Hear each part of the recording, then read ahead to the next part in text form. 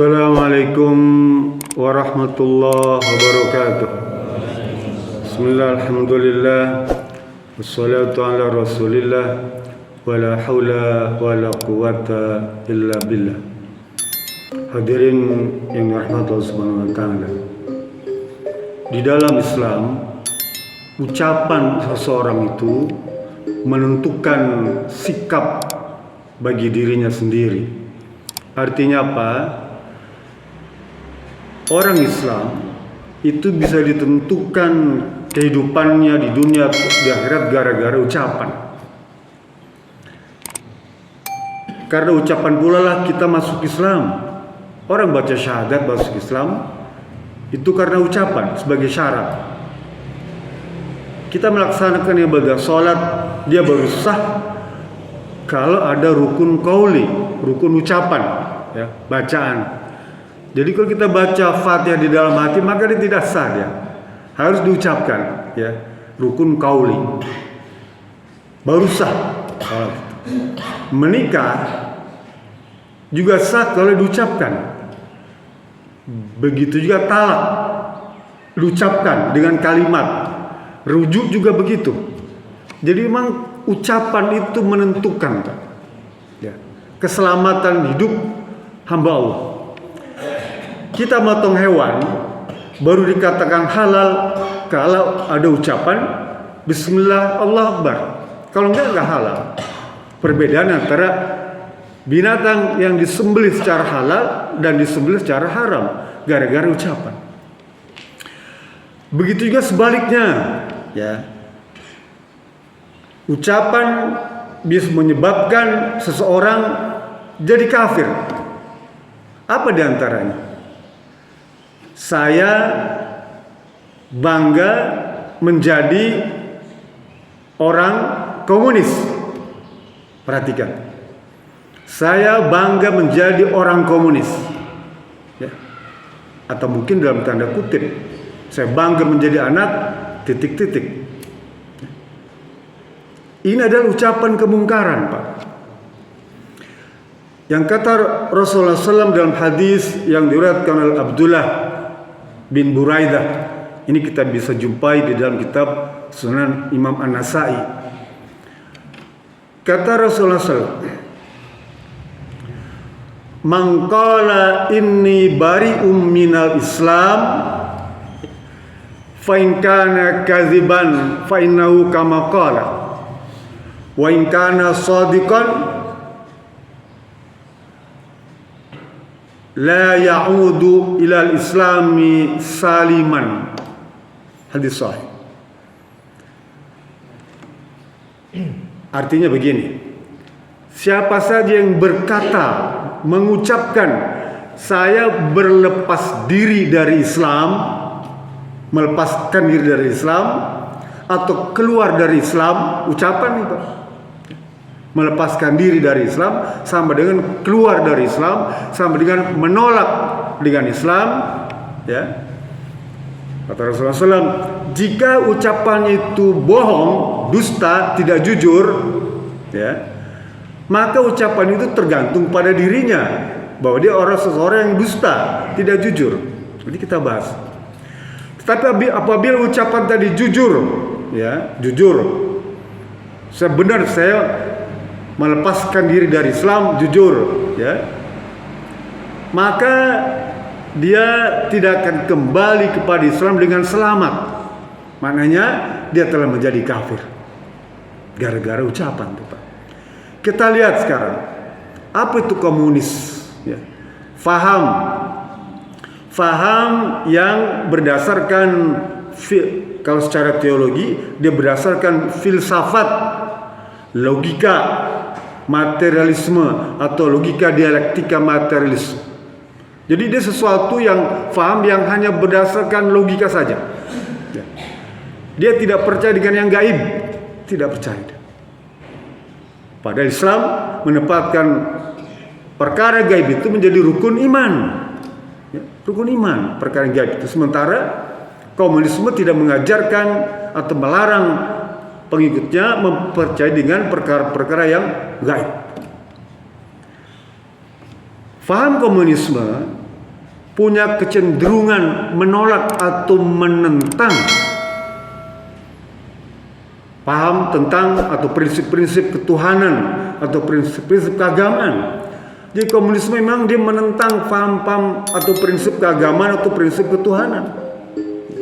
Boleh dibilang paham komunisme ini punya kecenderungan, punya orientasi, ya, dengan warna ateisme, anti Tuhan dan anti agama. Sama seperti pendapat Marxisme dan Leninisme. Komunisme seperti itu, Pak. Artinya apa? Jika seseorang itu menyatakan dirinya menjadi anggota komunisme, maka dia sebenarnya telah menolak adanya Tuhan, menolak adanya agama, menolak adanya Islam. Paham ya? Jadi itulah, kita harus hati-hati, Pak. Ya. Kalau ucapan itu jujur, bahwa betul dia sebagai pengikut komunis, dimanapun berada, yang namanya komunis begitu karakternya, ya, dia anti Tuhan, anti agama, ya, bahkan menganggap agama itu sebagai sesuatu yang memabukkan, ya, sesuatu yang bisa membuat seseorang lupa. Nah, gitu, Pak. Hati-hati. Dalam Islam disebut sebagai mulhid, ya, orang yang anti agama. Sekarang ini, Pak, di kalangan masyarakat menjadi gaya hidup, ya. Di masyarakat kita menjadi gaya hidup, orang tidak mau beragama, tidak mau diatur dengan agama. Bahkan setidaknya mereka mengakui semua agama benar. Ada kecenderungan seperti itu, mengakui semua agama benar, dan dia mencoba mengkombinasikan antara agama Islam, agama Nasrani, agama Yahudi, agama dijadikan satu tuh, ya, semua diambil. Artinya apa? Dia sudah mencoba menjadikan agama ini sebagai sesuatu yang tidak sakral. Jadi kembali lagi, ucapan ini ucapan yang bisa menyesatkan. Kata Rasulullah, salamatul insan fi hifdzil lisan, ya. Keselamatan seseorang itu sangat tergantung dengan ucapannya, ya. Kenapa begitu? Karena Allah merekam semua, Pak. Nanti di rumah baca surat Qaf ayat 18, ya. Surat Qaf surat 50 ayat 18. Allah berfirman, "Ma yalfizu min qaulin illa ladaihin raqibun atid." Ya. Tidak ada ucapan seseorang itu yang dikemukakan, yang dikatakan, ya, semuanya dicatat dan direkam oleh malaikat raqib dan atid. Semua, ya. Ucapan yang sengaja, yang tidak sengaja, itu yang kelihatan, yang tidak kelihatan, semuanya direkam oleh Allah Subhanahu wa taala melalui malaikat raqib dan atid. Jadi itulah kemudian tidak ada ruang bagi kita untuk ngomong sembarangan, Pak. Apalagi berkaitan dengan masalah agama. Hati-hati. Islam memang begitu, ya. Ajaran Islam seperti itu. Bahkan kata Rasulullah dalam hadis yang diriwayatkan Abu Hurairah itu, innal abda la yatakallamu bil kalimati ma yatabayyana ma fiha yahwi bihi finar abadun bainal masyriq wal maghrib. Seorang hamba, kata Rasulullah, hadis ini diriwayatkan oleh Imam Muslim, seorang hamba jika selalu berkata-kata dengan kalimat yang meragukan tentang keislamannya, ya, ragu tentang keislamannya itu, maka dia akan dicampakkan ke dalam neraka, ya, sejauh antara timur dan barat. Gara-gara ucapan kita tuh ragu-ragu tentang agama, ya, ada semacam keraguan dengan agama, maka dia akan dicampakkan ke dalam neraka sejauh timur dan barat. Ini bagi mereka yang jujur. Lalu bagaimana yang tidak jujur, yang bercanda, yang iseng tuh, ya, saya bangga jadi anak komunis, saya anggota komunis, gitu. Ini dia harus dinasihati. Kalimat itu bisa mengantarkannya kepada neraka, ya.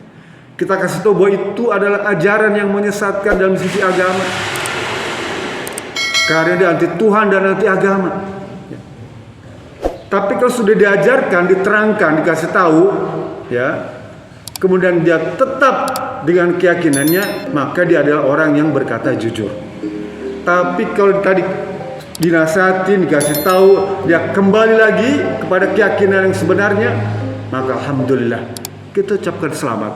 Dia orang yang diselamatkan oleh Allah Subhanahu wa taala. Karena dia tidak tahu apa itu komunis. Dia cuma kan ikut-ikutan aja, kebawa masa kampanye, kebawa masa demo, kebawa orang banyak, cuma ikut-ikutan saja. Tidak mengerti. Lebih banyak seperti itu, ya. Lebih banyak yang demikian. Oleh karena itu kepada mereka kita nasihati. Hari ini saya menyampaikan nasihat kepada kita semua tentang perkara tadi, agar berhati-hati dengan perkara ucapan saya anggota komunis. Ya, hati-hati.